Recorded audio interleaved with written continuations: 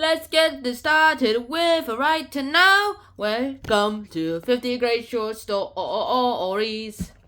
Now today we're actually going to do our 6th short story, and this short story is called The Brooksmith. The Brooksmith!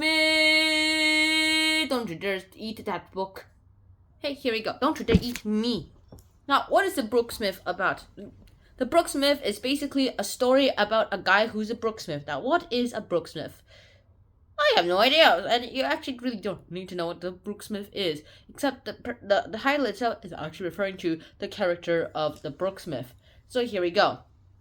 Now, basically, the story goes ahead. There's this main character there, and he has a bunch of friends who are friends of one pretty old man who is pretty dead, really dead. And then his house is basically sent to the Brooksmith. The Brooksmith owns the place now, and he's like, I'm gonna have this on here. And he goes ahead, has it, literally everything, and then he goes ahead and starts talking to our main character, and then he basically invites the main character to dinner, and then he goes ahead, finds out that the Brooksmith was spoiled, although he refuses to believe that, and then that happens, and then, well, next thing that happens is that the Brooksmith basically dies, and then they talk about his ghost a bit, and yeah.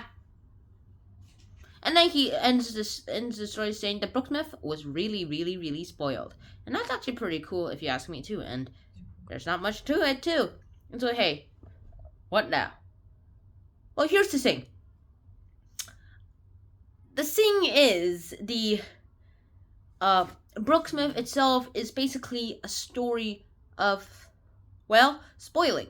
Well, you just can't be spoiled, of course. They teach you that as a child. And so what's going to be the point of the story anyway if you're taught not to be spoiled when you're a child? So what do you do next? Of course, what you do next is basically that, hey, you know what? I'm going to just go ahead and try to become things. But of course, if you inherit something and you find yourself now with like $5 billion, trillion dollars, then you're probably just going to have to be like, hey, you know what? I'm going to have to do things my own way. That all happens, and that's all great and good and all, but the thing is that sometimes people start becoming disconnected to the world. Like Ready Player One itself has this oasis thing, and then with that oasis thing you basically learn a bunch of things. Like literally everyone just gets connected into the life of the oasis so much that, hey, we didn't know of the rest of the world. Wait, what? Was sort of connected in the rest of the world? Well, some people are actually there. Lots of people live in this illusion, and they prefer to be in this illusion. Others just decide to go ahead and not to live in this illusion. They would rather go ahead and live life as it is. But then again, I can understand why people would choose the oasis in that world. It's because that, well, they're all just regular old people who just go ahead and have their own little lives to worry about. And I actually kind of understand that.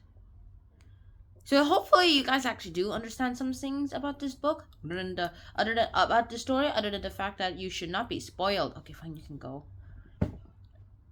And that's all great and slack and good. I'm probably using good a bit too much right now. I kind of noticed it myself. But there's not much any other words I can say. It's excellent, if I say it's excellent, I'm probably over exaggerating if I say excellent. If I say it's like meh, then I'm underestimating it. So good is just a really good word. See that pun over there? Yeah. So I highly recommend The Brooksmith. I really hope you guys actually did enjoy this episode. And if there's one thing I learned here is that you should not be spoiled. Yeah. Hope to see you guys soon. Until next time, Shannon out. Peace. Bye-bye. And please, please, please, please wear a seatbelt. Sorry, helmet.